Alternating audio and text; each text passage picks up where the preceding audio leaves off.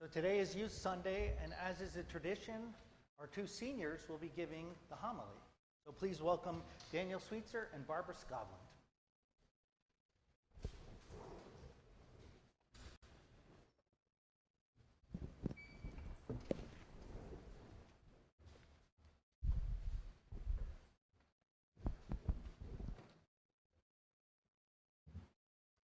Good morning.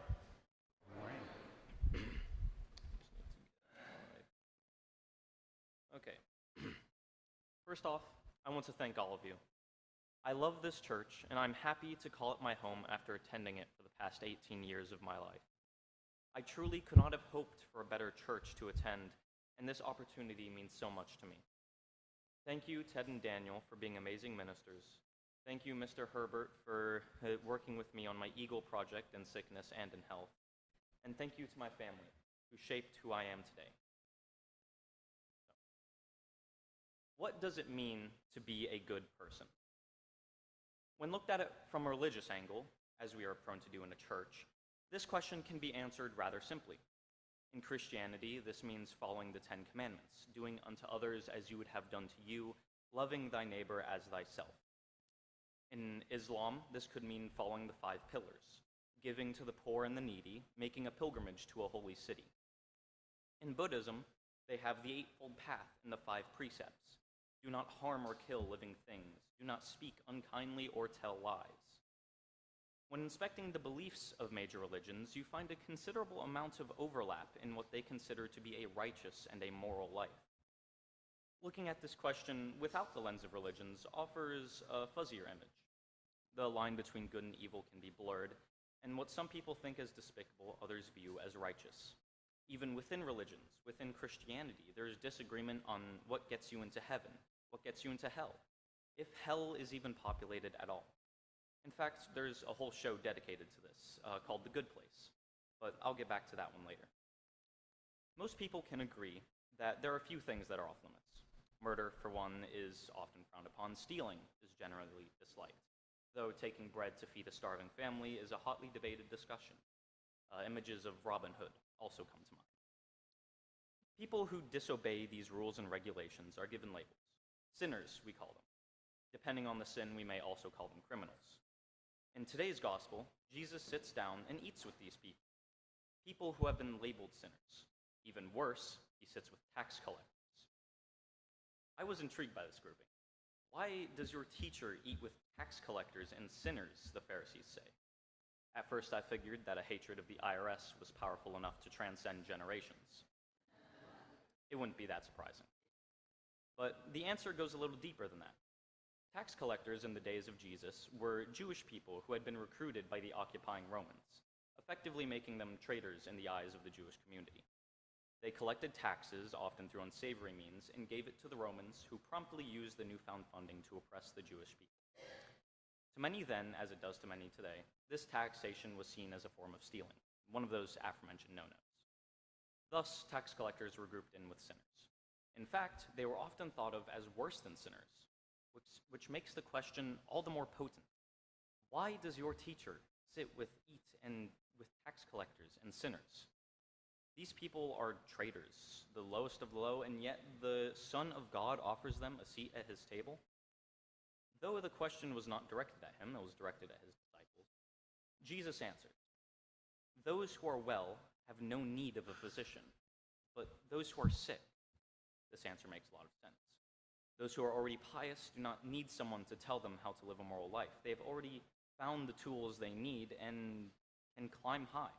All they need to do is use those tools. However, those who are at rock bottom still have a long way to climb, and they need to be given tools. This is Jesus' aim. In the passage, Jesus meets a man by the name of Matthew. Matthew is a tax collector, a man at rock bottom. But by following Jesus' teachings, Matthew climbs, becoming a disciple of the Lord and earning a seat in heaven. I mentioned before a show called The Good Place. The Good Place is a show about what it means to be a good person. It replaces heaven and hell in its universe with the good place and the bad place, very literally named. Which one you fall into is determined by a score that has been recorded since the day you were born.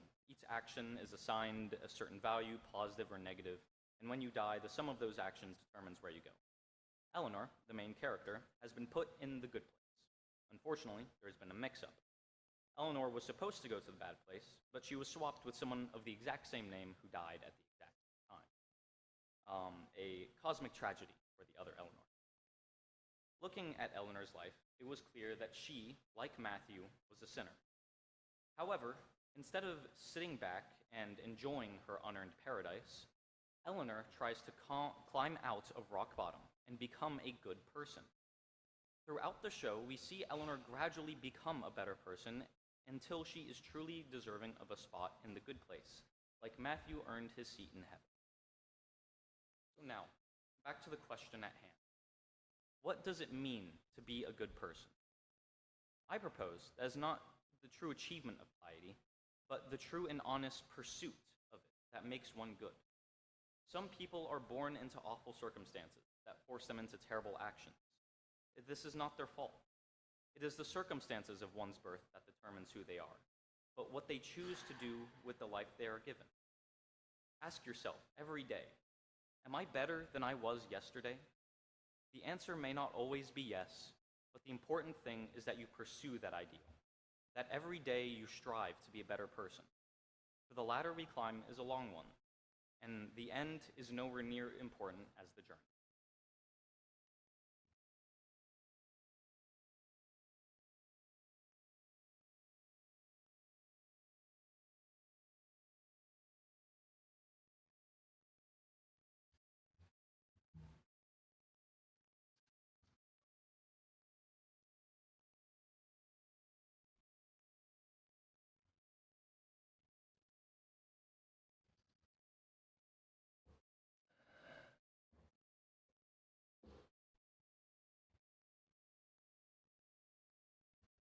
I need a stool, sorry.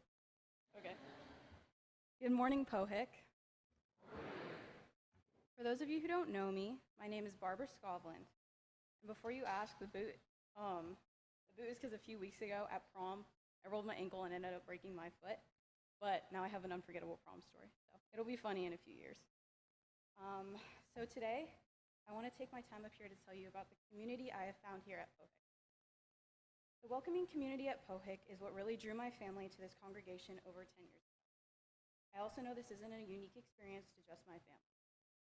Many of you have similar stories of how you were welcomed to Pohick and drawn in by the parish community. Over the years, as I got involved with acolyting, Sunday school, UIC, BBS, and the vestry, and all the events and activities within them, I've gotten to know different parts of Pohick and build connections with every part of this church. The more I get to experience the community here, the more it feels like a family to me because of how well I've gotten to know some of the people here. Actually, one time a few years ago, my sister and I last minute were asked to bring up the elements, and the entire time, I looked at her and we were just laughing the whole time, which is supposed to be a very reverent moment. And then after, during coffee hour, a bunch of people asked us about it, and we weren't made to feel embarrassed. So very grateful for that. A few years ago, I really realized how much this all meant to me. My sophomore year of high school, I hit a really challenging period of time that affected most of the relationships in my life. When I was homeschooled for a few months, I lost the communities I had through high school and other parts of life. So Pohick was really the only community I had. During that time, though, I got more involved with UIC, and as my outlet, I deepened my friendships here. Shout out Olivia. I also grew religiously and was able to approach the relationships in the rest of my life very differently. All this to say, for such a difficult time in my life, Pohick was there for me both religiously and personally, and I'm very grateful for that. In the gospel reading for today, there are verses within it that are very familiar to me because of how much I've heard them on their own. In Matthew chapter 9, parts of verses 12 and 13, it is not the healthy who need a doctor, but the sick, and I desire mercy, not sacrifice. To me, these verses mean that when you go through difficult periods of life, that's when you need God and spiritual deepness the most. And that the inner compassion, love, and forgiveness that you embody has a very high value over simply just your work. Through being around so many people who embody this virtue and other virtues like that. I've definitely learned from them, especially being here in a Christian community. All of my best memories from Pohick have one thing in common. They've been filled by the people I've made the memories with. I even noticed that when I referred to Pohick earlier and just in general conversation, it's as if Pohick is a name for a group of people that I'm talking about rather than just a building. So I want to close with some thank yous. Thank you to Mr. Hogg. You were one of the first people I remember getting to know here because of acolyting, and now I know you better through the vestry. Thank you, Miss Linda Egan. Many years ago in choir, I learned so much from her, and you helped me grow as a musician. Thank you, Miss Jen Strauderman. You're an amazing mentor, and I've loved just having conversations with you as I've gotten older through Sunday school and EYC. Thank you, Miss Molly Diaz. You're also an amazing mentor. I've learned so much from you, and I'm so happy that you're always here. And lastly, thank you to my family. You're the reason I even have this community. I'm so blessed to be here. So graduating from high school is obviously not a goodbye. I always come back on breaks and everything. But thank you for all the memories I have made here. Thank you, Pohick.